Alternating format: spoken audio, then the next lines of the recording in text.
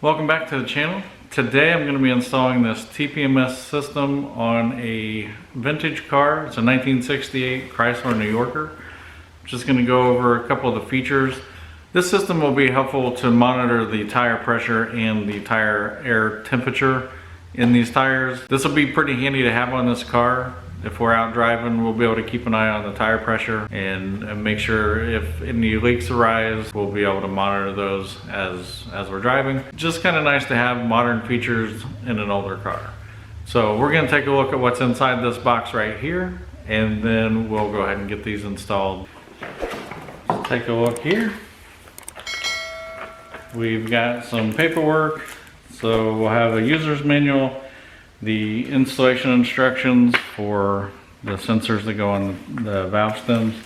This is a little sticky pad that helps hold this display on the dash while you're driving. It won't slide around. And then in here you can see the sensors, and they're marked, they're pre-programmed to the display. And so we got left front, left rear, right rear. And then we've got some hardware here. We'll take a quick look in here. Got a charging cable or power cable. This does actually have a solar panel on the top to help keep it charged while it's in the car to minimize the need for the power cable. This is for the valve stem installation, the sensor installation, and these are spare O-rings that go on that sensor. This is a wrench that will help install these are basically jam nuts, so to help tighten these up against the sensor once we get them on the valve stem, which I'll show you in just a minute. And then we have your standard cigarette lighter plug-in for the power cable. Now these items, these are a dust cover that go when we mount these to the valve stem. I'll show you how these work, but this is a dust cover to keep dust from getting inside the gap on the sensor. So one of the important things that you might want to know is if the battery in this ever goes dead, how do you change it? Well, this tool right here helps disassemble this, and I'll show you how that works right now. So this is actually two pieces. It doesn't actually thread or anything. And if you can see, the shape on here matches with the bottom of the sensor, and that goes in there, and you can tell it kind of locks in. And then the top has a different shape to it, so you just like anything counterclockwise, takes it loose.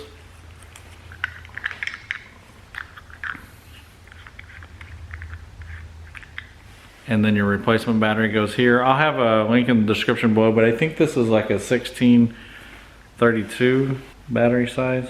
CR1632 is the battery. I'm going to get this back together, and then we can start installing these on the car. I did make another video on these, and I was installing it on a newer car, a 2009 Hyundai Elantra, that the TPMS light is on. If you're interested in installing these on a newer car, it's going to be the same installation process. But anyway, so we're going to go ahead and take this outside to the car, get it installed, and see how it functions.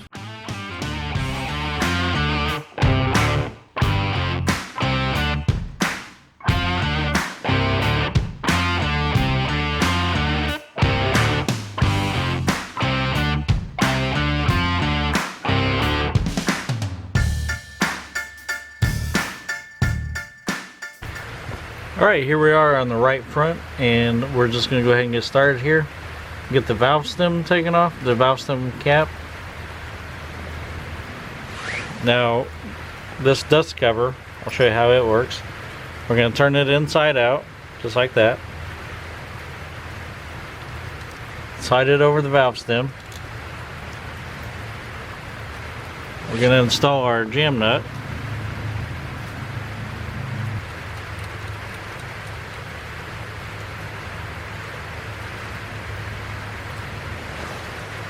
Now we can install our sensor. Make sure that we have the correct one, so we're on the right and we're on the front.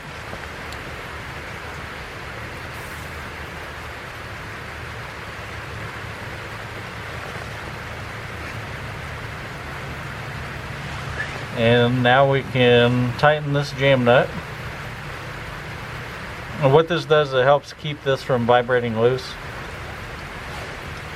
We'll use this wrench they send.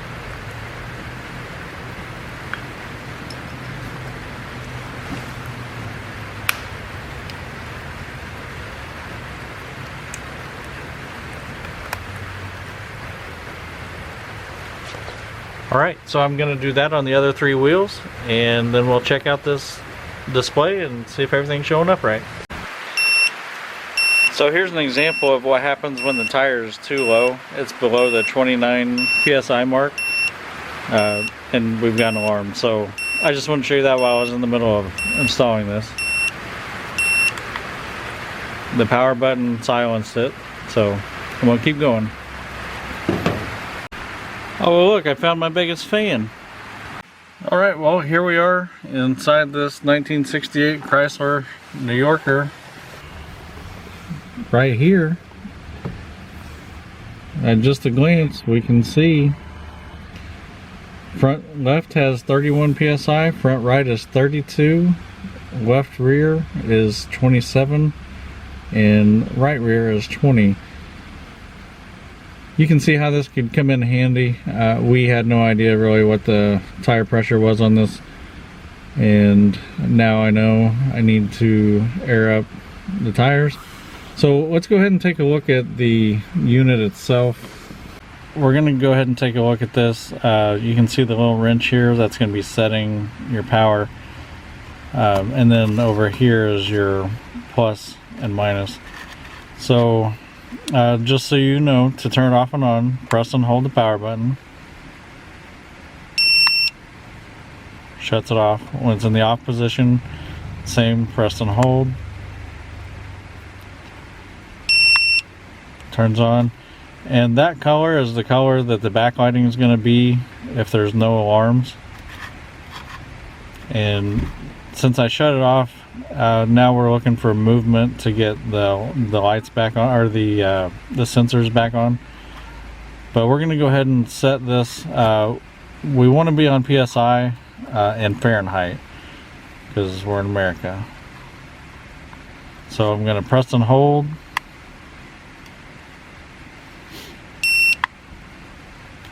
So here we can choose some PSI or bar. There you go. Okay. So since we want PSI, I believe we push the set button again. Okay, now we have Celsius flashing, so we're going to change that. Got that to Fahrenheit, so let's hit the setting button again. So this is a high pressure alarm for the front. So 44 is good for me. I'm going to press the setting button again. High pressure for the front, low pressure for the front, high pressure for the rear, and low pressure alarm for the rear. This is for the spare.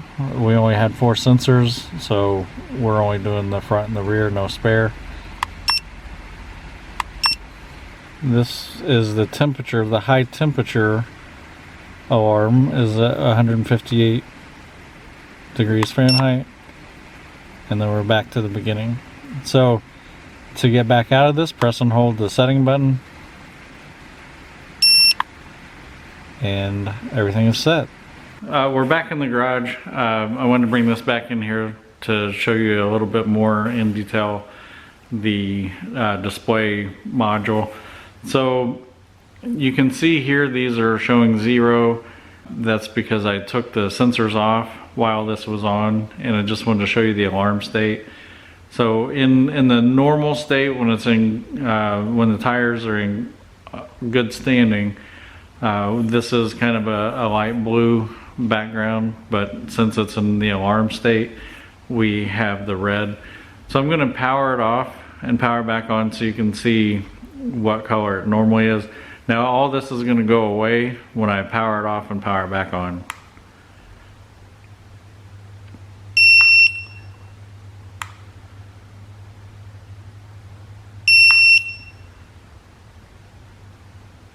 So here you can see the normal color. I'll turn the light off just so you can see a little better. So here you go, it's a little bit of blue. And then I'll show you, turn the light back on, then I'll show you these buttons that I was pushing when I was setting everything up. So hopefully at this angle you can see this is the power button, and this button has a little wrench on it, and then this button here has the negative, and this button has the positive, and that's how you're going to get through and set your to make your adjustments. This wrench button will go through the modes. So when you do your high pressure alarm for the front and you want to go to the low pressure, you push this button, so on and so forth. But if you have any questions about this system, put them in the comments below. I'll do my best to answer the questions. I have gone through other videos and looked at the questions, and I think the most common questions was how to change battery if I need to, can I change the battery, how to get replacement sensors. That you're probably going to have to go back through the manufacturer, through the website, and they may issue you a whole nother system just because they come pre-programmed to these modules. So I don't know if there's any way to actually program these on our own. So if you have any other questions, I'd be happy to try to answer them. Some applications for this would be a trailer that you're going to pull behind a vehicle, a newer car that has the TPMS system but it's malfunctioning, but you really want to keep an eye on your tire pressure mainly and tire air temperature. You could put them on a four-wheeler, side-by-side, golf cart, pretty much anything, well, anything that has two or more wheels that need to hold air. One interesting feature about this is, like I said, I turned this off, and then when I turned it back on, it was all clear again.